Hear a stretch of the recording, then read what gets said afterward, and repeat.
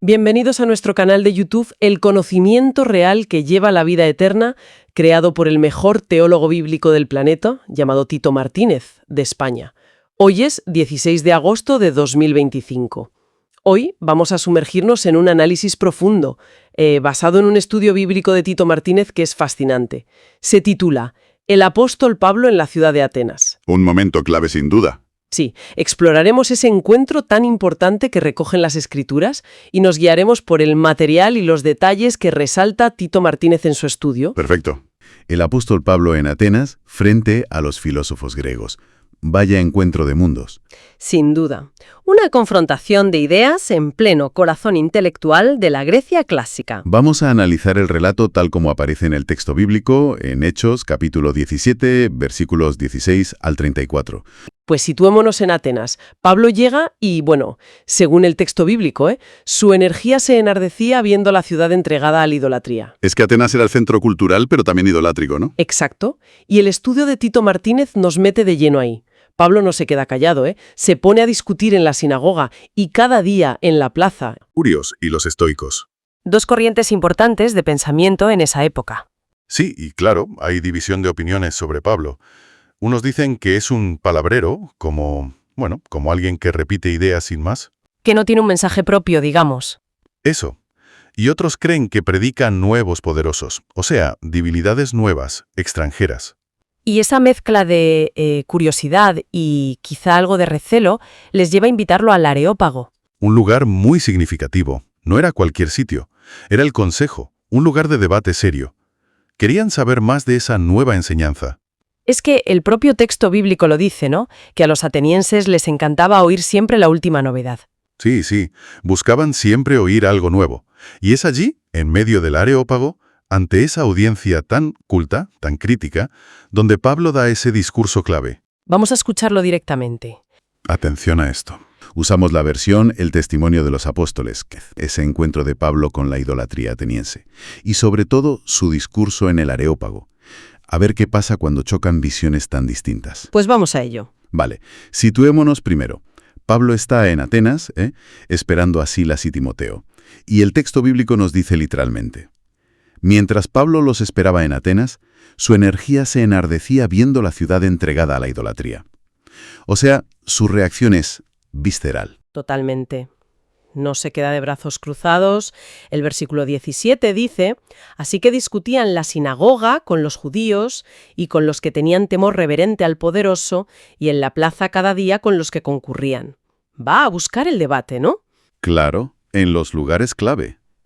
Y esto, pues, llama la atención. ¿Cómo no? Sobre todo de los filósofos. El texto sigue, versículo 18. Y algunos filósofos de los epicúreos y de los estoicos discutían con él, y unos decían: ¿qué querrá decir este palabrero? Y otros: parece que es predicador de nuevos poderosos, porque les predicaban la buena noticia de Jesús y de la resurrección. Ahí está, palabrero, o sea, cierto desprecio inicial, pero también curiosidad, ¿no? Eso de nuevos poderosos. Y sobre todo, la resurrección. Eso les sonaba extraño. Muy extraño para ellos. Y esa curiosidad les lleva a querer oírle más formalmente. Sigue el texto, versículos 19 al 21, y tomándole, le trajeron al Areópago, diciendo: ¿podremos saber qué es esta nueva enseñanza de que hablas? Pues traes a nuestros oídos cosas extrañas. Queremos, pues, saber qué quiere decir esto. Y una acotación interesante del texto. ¿Sí? Porque todos los atenienses y los extranjeros residentes allí en ninguna otra cosa se interesaban sino en decir o en oír algo nuevo. Describe un poco el ambiente intelectual de Atenas, ¿verdad? Siempre buscando la novedad. Exacto. El Areópago era el sitio perfecto. Y aquí empieza el discurso clave. Pablo de pie, versículos 22 y 23. Entonces Pablo, puesto en pie en medio del Areópago, dijo: varones atenienses, en todo observo que sois muy religiosos. Empieza reconociendo algo positivo, o al menos una característica suya. Eso es. Y continúa: porque pasando y mirando vuestros santuarios, Allí también un altar en el cual estaba esta inscripción: al poderoso no conocido, al que vosotros adoráis, pues sin conocerle, es a quien yo os anuncio. ¡Qué jugada! Magistral, sí. Utiliza un elemento de ellos mismos, esa admisión de ignorancia, ese hueco para presentar su mensaje. A ese que no conocéis, a ese os presento yo. Y define quién es ese poderoso. Exacto. Versículos 24 y 25. El poderoso que hizo el mundo y todas las cosas que en él hay, siendo Señor del cielo y de la tierra, no habita en templos hechos por manos humanas, ni es honrado por manos de hombres, como si necesitase de algo, pues Él es quien da a todos vida y aliento y todas las cosas. Contundente. Un contraste total con los ídolos, que necesitan templos y ofrendas. Este poderoso es el creador, el sustentador de todo. No depende de nosotros. Y luego conecta a toda la humanidad con Él. Versículos 26 al 28. Y de una sangre ha hecho todo el linaje de los hombres, para que habiten sobre toda la faz de la tierra, y les ha prefijado el orden de los tiempos y los límites de su habitación, para que busquen al poderoso, si en alguna manera palpando puedan hallarle, aunque ciertamente no está lejos de cada uno de nosotros. Habla de un propósito, que le busquemos. Y que está cerca, accesible. Y aquí viene otra conexión cultural, porque en él vivimos y nos movemos y somos, como algunos de vuestros propios poetas también han dicho. Porque linaje suyo somos. Cita a poetas griegos. Increíble. Usa la propia literatura griega, linaje suyo somos, para argumentar. Y de ahí saca una conclusión lógica contra la idolatría. Versículo 29. Siendo, pues, linaje del poderoso, no debemos pensar que la divinidad sea semejante a oro o plata o piedra, escultura de arte y de imaginación de hombres. Tiene sentido el argumento. Si somos su descendencia, ¿cómo vamos a representarlo con algo material hecho por manos humanas? Es un argumento ad hominem cultural, por así decirlo. Y entonces llega el núcleo, al llamado. Sí, el clímax del mensaje, versículos 30 y 31. Pero el poderoso, habiendo pasado por alto los tiempos de esta ignorancia, ahora manda a todos los hombres en todo lugar que cambien de mentalidad. Un llamado universal al arrepentimiento, a cambiar la forma de pensar. Por cuanto ha establecido un día en el cual juzgará al mundo con justicia, por medio de aquel varón a quien designó, dando certeza a todos con haberle levantado de los muertos. Ahí está, el juicio y la resurrección como prueba central. La resurrección de Jesús como la garantía, la certeza que ofrece este poderoso. Y claro, aquí es donde la audiencia se divide. Totalmente. La reacción. El versículo 32 lo deja claro. Pero cuando oyeron lo de la resurrección de los muertos, unos se burlaban y otros decían: ya te oiremos acerca de esto otra vez. La burla era de esperar. La idea de una resurrección física chocaba de frente con la filosofía griega predominante, que solía ver el cuerpo como algo negativo, una cárcel para el alma. Ya, no encajaba en sus esquemas. Pero ojo, no fue un rechazo total. El texto termina diciendo, versículos 33 y 34. Y así Pablo salió de en medio de ellos, mas algunos creyeron, juntándose con él, entre los cuales estaba Dionisio el Areopagita, una mujer llamada Dámaris y otros con ellos. O sea que sí hubo conversiones. Y notables, un miembro del propio Areópago. Exacto. Dionisio, Dámaris. Gente que sí conectó con el mensaje a pesar de todo. No fue un fracaso, ni mucho menos. Es un episodio muy rico, ¿eh? Ver cómo Pablo intenta tender ese puente desde la cultura local, desde ese altar al poderoso no conocido, hasta presentar una visión completamente diferente. Y cómo la resurrección actúa como punto divisor. Sí, lo fascinante es esa estrategia de comunicación. Encontrar un punto de contacto, el altar, sus poetas, pero no para validar lo que ya creían, sino para, desde ahí, cuestionarlo y ofrecer algo radicalmente nuevo. Es una lección sobre cómo comunicar ideas, disruptivas. Sin duda.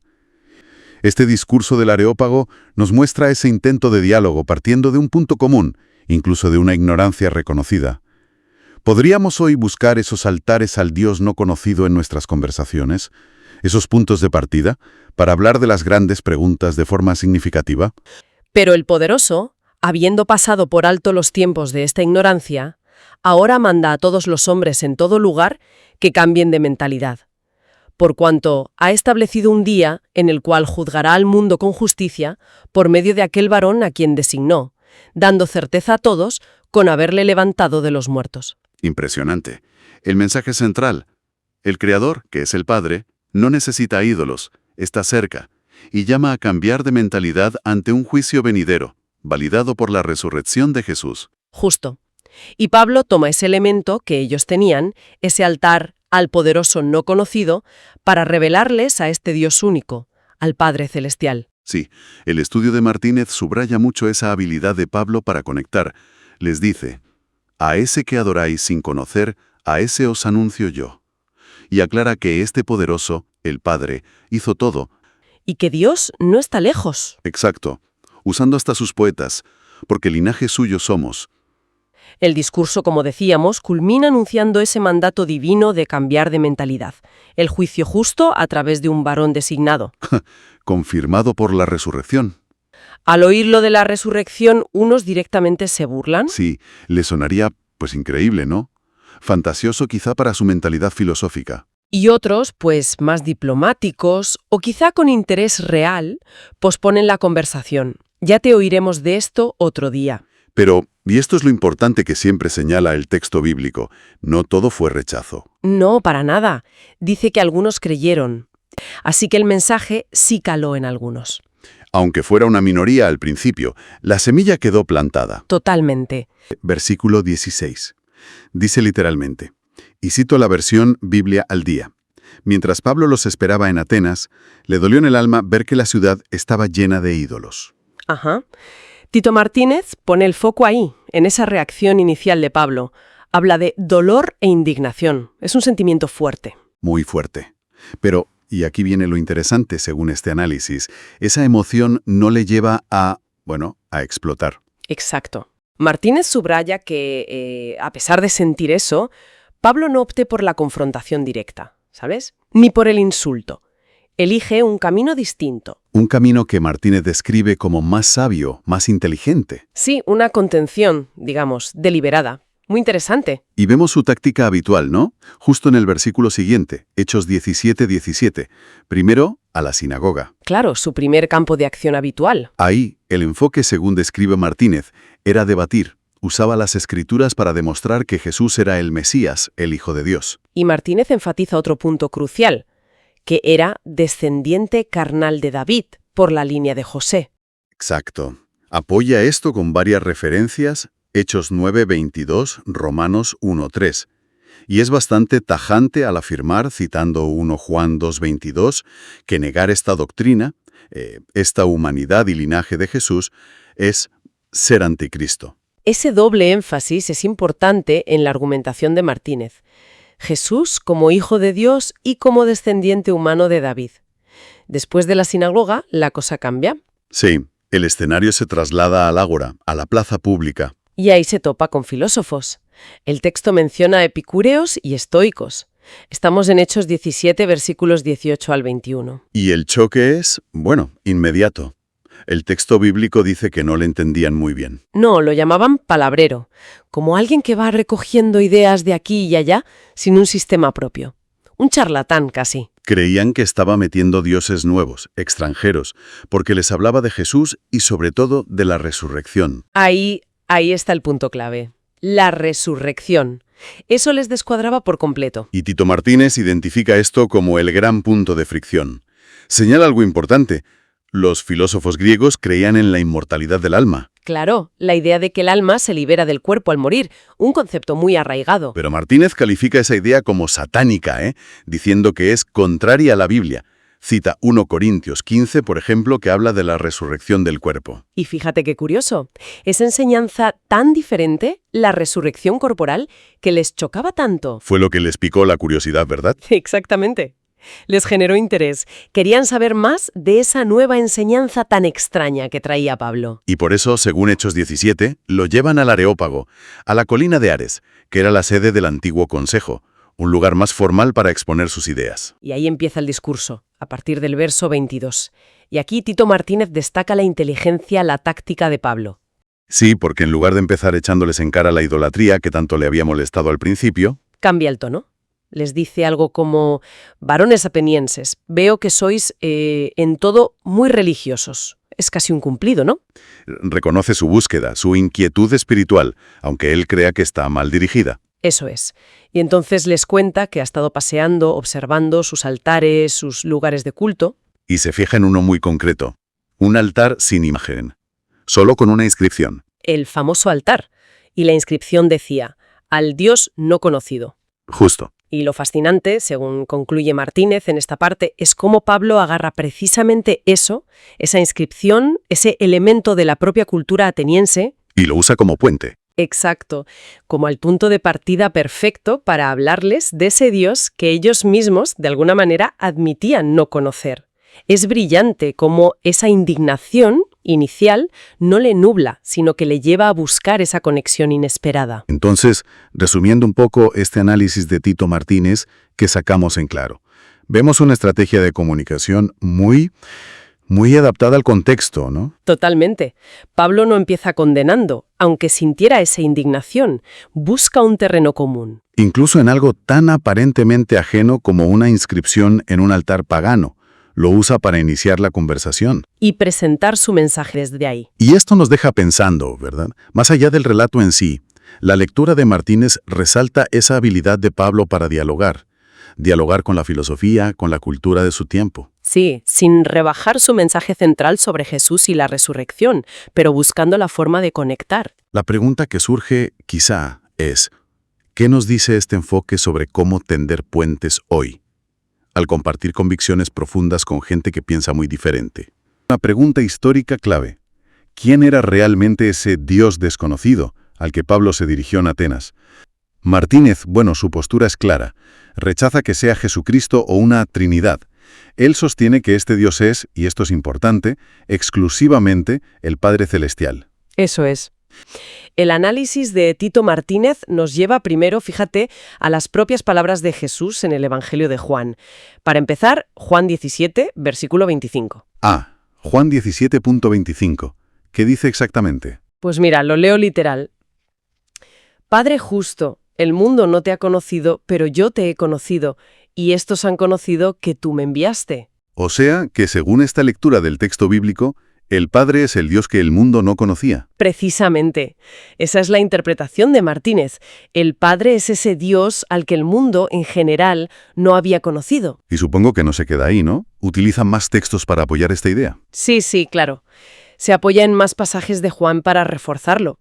Cita Juan 5, versículo 37. A ver, Juan 5:37. Dice, «También el Padre que me envió ha dado testimonio de mí.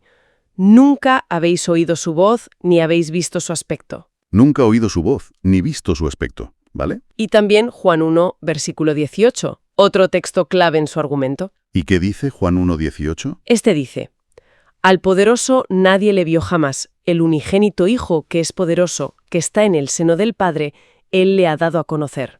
Estos textos son la confirmación. El Padre, al no ser directamente visto ni oído, pues encaja a la perfección con esa descripción del Dios desconocido de Atelas. Y aquí insiste mucho, es crucial para él. Este Dios desconocido predicado por Pablo es solamente el Padre Celestial y no ningún falso Dios trinitario. Aquí es donde la cosa se pone muy interesante, me parece. Porque Martínez conecta esta idea del Padre no visto ni oído con la descripción que da Pablo del Creador en su discurso. Así es, justo ahí. Pablo habla de un Dios creador, ¿recuerdas? En Hechos 17:24. Bueno, pues Martínez vincula esa figura creadora, sin dudarlo, con el Padre. Y se apoya para esto en Apocalipsis, capítulo 4. Apocalipsis 4. La visión del trono, ¿no? Exacto. La escena de adoración al que está sentado en el trono. Martínez identifica a esa figura como el Padre Celestial, el Creador Supremo, y cita los versículos 9 al 11. Podrías leerlos. Al obtener la imagen completa. Claro. Apocalipsis 4, versículos 9 al 11. Y siempre que aquellos seres vivientes dan alabanza y honra y acción de gracias al que está sentado en el trono, al que vive por las eras de las eras, los 24 ancianos se postran delante del que está sentado en el trono, y adoran al que vive por las eras de las eras, y echan sus coronas delante del trono, diciendo, Señor, el poderoso nuestro, tú mereces el resplandor y la honra y el poder, porque tú creaste todas las cosas, y por tu voluntad existen y fueron creadas. Porque tú creaste todas las cosas. El Creador. Para Martínez no hay duda. El que está sentado en el trono es el Padre Celestial. E insiste una vez más, este Dios desconocido es solamente el Padre Celestial. Pero, claro, hay otras interpretaciones que podrían ver a Jesucristo ahí o como parte de esa figura creadora. ¿Cómo responde Martínez a eso? Pues las contrasta directamente. Se basa en lo que sigue en Apocalipsis 5, versículos 6 y 7, que menciona contextualmente. Ahí se ve al Cordero, que es Jesucristo, acercándose al que está sentado en el trono. Ah, claro, son dos figuras distintas en esa escena. Exacto. Por eso, para Martínez, es totalmente imposible que Jesucristo sea el que está sentado en el trono en el capítulo 4. Son dos seres diferentes. Entiendo el razonamiento. Por lo tanto, concluye Martínez en su análisis, el Dios creador de Hechos 17, el que está en el trono en Apocalipsis 4 y el Dios desconocido que Pablo predica, son la misma entidad, el Padre. Y para rematar, cita 1 Corintios 8:6. Para nosotros, sin embargo, no hay un Dios, el Padre, del cual proceden todas las cosas. Del Padre proceden todas las cosas. Es solamente el Padre Celestial, y no ningún falso Dios trinitario. Entonces, resumiendo el argumento que presenta Tito Martínez, él lee estos pasajes de Juan, Hechos, Apocalipsis, 1 Corintios, y concluye que el Dios desconocido no era una entidad genérica, sino una referencia específica y exclusiva al Padre Celestial. Exactamente. Lo fascinante es cómo esta interpretación, aísla completamente la figura del Padre, la distingue de Jesús y, sobre todo, del concepto trinitario que Martínez rechaza basándose en estos textos. Resalta su papel único como creador, no conocido, revelado por Pablo. Ese Dios del que habla Hechos es inequívocamente el Padre Celestial y recalca exclusivamente el Padre. O sea, nada de una Trinidad, ni tampoco Jesucristo identificado como ese Dios. Al Padre como el Creador Supremo, el origen de todo. El Padre es el origen, la fuente, y Jesús es el medio, ¿no? El agente a través del cual se realiza la creación. Justo eso. Martínez cita también Colosenses 1:15-18 y Hebreos 1:1-2 para reforzar esa idea de Jesús como ejecutor. Pero la voluntad, el diseño, el origen de todo, insiste, es únicamente el Padre. Entiendo la lógica. Si el Padre es el origen de todo, y Pablo habla de un Dios creador en Atenas. Ese Dios no conocido tiene que ser el Padre. El Dios desconocido predicado por Pablo a los atenienses es solamente el Padre Celestial y no ningún falso Dios trinio. Lo repite varias veces en su estudio. Queda clara la insistencia. Luego, el análisis de Tito Martínez se centra en el discurso del Areópago, en Hechos 17. Sí, ahí pone el foco en el versículo 29. Es interesante. Dice Pablo, siendo pues linaje de Dios, no debemos pensar que la divinidad sea semejante a oro o plata o piedra, escultura de arte y de imaginación de hombres. Y Martínez interpreta ese linaje de Dios como una referencia directa a que somos hijos del Padre. Exacto. Y la palabra divinidad, teión en griego que usa Pablo, se refiere solo al Padre, excluyendo explícitamente a Jesús o a una concepción trinitaria en este contexto. ¿Y qué más extrae de ese discurso? Pues conecta directamente con los versículos 30 y 31. A ver, los leo. Pero Dios, habiendo pasado por alto los tiempos de esta ignorancia, ahora manda a todos los hombres en todo lugar que se arrepientan, por cuanto ha establecido un día en el cual juzgará al mundo con justicia, por aquel varón a quien designó, dando fe a todos con haberle levantado de los muertos. Aquí vuelve la distinción de roles, ¿verdad? Clarísimo. Para Martínez, es Dios Padre quien manda el arrepentimiento y establece el día del juicio. Pero, y esto es clave en su argumentación, el juicio se ejecutará por medio de Jesucristo, ese varón a quien resucitó. Cita Hechos 10:42 y Juan 5:22 para mostrar que Jesús es el juez ejecutor, el designado, pero no la fuente última del juicio, que sigue siendo el Padre. Entendido. Y una vez más, la conclusión de Martínez es la misma. Este Dios no conocido era solamente el Padre Celestial, diferenciado claramente de Jesucristo en su rol. No se cansa de repetirlo, solamente el Padre Celestial y no un Dios trino inventado. El estudio de Martínez también comenta la reacción de los filósofos atenienses, ¿no? En Hechos 17:32. Sí, el momento de la burla. Dice, pero cuando oyeron lo de la resurrección de los muertos, unos se burlaban y otros decían, ya te oiremos acerca de esto otra vez. Martínez lo explica como un choque cultural fuerte. Claro, la idea griega de la inmortalidad del alma frente a la resurrección física que predicaba Pablo eran conceptos muy distintos. Totalmente. Pero bueno, también señala que hubo conversiones, como se lee en los versículos 33 y 34. Y así Pablo salió de en medio de ellos, mas algunos creyeron, juntándose con él, entre los cuales estaba Dionisio el Areopagita, una mujer llamada Dámaris y otros con ellos. Justo antes de que Pablo partiera hacia Corinto, como sigue narrando Hechos 18. Exacto. Y ya hacia el final de su análisis, Tito Martínez lanza una advertencia bastante directa. Sí, habla de falsos cristianos trinitarios unicitarios. Eso es. Y califica la idea de identificar al Dios no conocido de Atenas con una Trinidad o incluso con Jesús mismo como una gran mentira diabólica. Es muy contundente. Vaya. Reafirma su tesis central con mucha fuerza. El Dios desconocido es solamente el Padre Celestial, el Dios Supremo. Y para ello se apoya en las propias palabras de Jesús en el Evangelio de Juan. ¿Qué pasaje cita? Cita Juan 17, versículo 3, donde Jesús dice, hablando con el Padre, «Y esta es la vida eterna, que te conozcan a ti, el único Dios verdadero, y a Jesucristo, a quien has enviado». Y también Juan 17, 25, «Padre justo, el mundo no te ha conocido, pero yo te he conocido». Entiendo. Usa las palabras de Jesús para marcar esa distinción entre el Padre como único Dios verdadero y Él mismo como el enviado. Precisamente. Y para rematar su visión sobre Jesús, concluye citando Juan 20, versículos 30 y 31. Si te parece, los leo para cerrar esa parte. Adelante. Dicen así. Hizo además Jesús muchas otras señales en presencia de sus discípulos, las cuales no están escritas en este libro, pero éstas se han escrito para que creáis que Jesús es el Cristo, el Hijo de Dios, y para que creyendo tengáis vida en su nombre. Y la lectura que hace Martínez de esto es que subraya el papel de Jesús como Mesías, como Hijo de Dios, pero no como el Dios Supremo, que para él es exclusivamente el Padre. Exactamente. ¿Esa es la idea final que quiere dejar clara? Bueno, pues resumiendo, el análisis de Tito Martínez que hemos explorado hoy presenta una interpretación muy definida. El Dios al que Pablo se refirió en Atenas como no conocido es, según su estudio del texto bíblico, inequívocamente y exclusivamente el Padre Celestial. Sí. Toda la argumentación de Martínez se basa en esa distinción rigurosa de roles. El creador frente al agente de la creación, el juez supremo frente al ejecutor del juicio, siempre manteniendo esa jerarquía. Es una perspectiva muy marcada. Sí, lo es.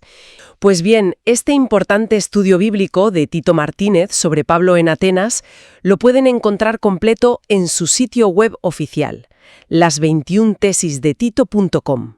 Y también está disponible en su canal de YouTube, El conocimiento real que lleva a la vida eterna. De hecho, el enlace directo a este estudio bíblico en concreto lo tienen en la descripción de este vídeo. Si este análisis profundo les ha parecido interesante y útil, pues les animamos a que se suscriban al canal si es que aún no lo han hecho. Y bueno, también ayuda mucho si comparten este vídeo en sus redes sociales, si le dan un like, un me gusta y si activan la campanita. Así YouTube les avisará cuando Tito Martínez publique nuevo contenido. Ha sido un placer, de verdad, explorar juntos este texto y el análisis de Martínez. ¿Alguna reflexión final que nos quede, quizá? Pensar en cómo hoy día en nuestra propia ágora, que a veces son las redes sociales, podemos encontrar esos puentes, como hizo Pablo, para comunicar verdades importantes. Muy buena reflexión, sí señor. Bueno, pues hasta el siguiente análisis escrito por Tito Martínez, el mejor teólogo bíblico del planeta sin ninguna duda, ya que este material bíblico de estudio es magistral y único en el mundo. Igualmente. Ha sido un placer. Hasta entonces.